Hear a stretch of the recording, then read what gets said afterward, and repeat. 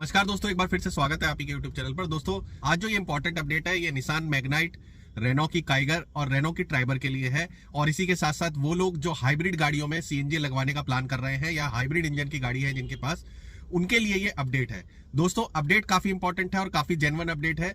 इसमें मैं आपको बता दूं कि जो निसान का मैग्नाइट है ये 1 लीटर इंजन के साथ आता है। इसी के साथ साथ जो काइगर और ट्राइबर है ये भी 1 लीटर इंजन के साथ आती है। तो इसके अप्रूवल प्रोसेस में काफी ज्यादा देरी हो चुकी है, ऑलरेडी काफी ज्यादा टाइम हो चुका है और अभी भी अप्रूवल आने के कोई चांस है कि नहीं, इस पे पूरी डिटेल से बात करते हैं। तो दोस्तों वीडियो को स्टार्ट करते हैं। अगर वीडियो अच्छा लगे तो एक लाइक करने के साथ साथ चैनल को जरूर सब्सक्राइब कर लीजिएगा, क्योंकि यहाँ पर आपको इलेक्ट्रिक व्हीकल, सीएनजी किट से related genuine and authentic information मिलती रहती है। तो प्यारे साथियों, मैं बताना चाहूंगा आपको कि जो मैग्नाइट, ट्राइबर और काइगर है ये तीनों ही व्हीकल ARAI और ICAT से अप्रूवल लिया जाता है, तो उस अथॉरिटी ने इनको फेल कर दिया है।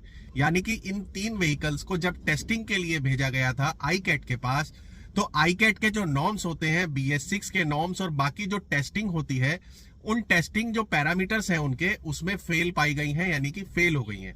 अब ये फेल कैसे हो गई हैं? हो सकता है कि एमिशन नॉर्म्स में फेल हो गई हो सकता है कि ओवर हीटिंग में या कोई दूसरे रीजंस की वजह से फेल हो गई हो। तो इसके मल्टीपल रीजंस हो सकते हैं, पर जो करंट में इंफॉर्मेशन निकल करके आई है वो यही आई है कि ये तीनों ही व्हीकल जो अप्रूवल प्रोसेस है उसके अंदर फेल हो गई है। अब इनका क्या होगा?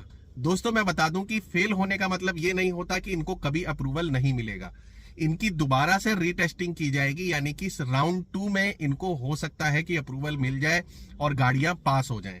तो दोस्तों राउंड 2 कब कंप्लीट होगा? राउंड 2 मार्च एंड तक ये कंप्लीट होगा। उसके बाद भी श्योरिटी ये नहीं है कि अप्रूवल आएगा या नहीं, क्योंकि हो सकता है सेकंड स्टेज में भी या सेकंड राउंड में भी व्हीकल फेल हो जाए। तो ऐसे में अप्रूवल प्रोसेस को लेकर के इन तीनों ही व्हीकल के बारे में कुछ नहीं कहा जा सकता। फिलहाल के लिए ये बिल्कुल ऑथेंटिक इन्फॉर्मेशन है, ये बिल्कुल जेन्युइन न्यूज है कि ये तीनों ही व्हीकल जो टेस्टिंग प्रोसेस होता है ARAI का और ICAT का, इन दोनों में फेल्ड है।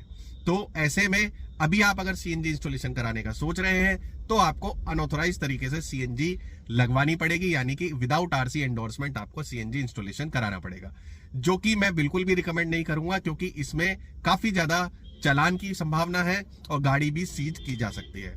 अब बात कर लेते हैं दोस्तों हाइब्रिड गाड़ियों के लिए।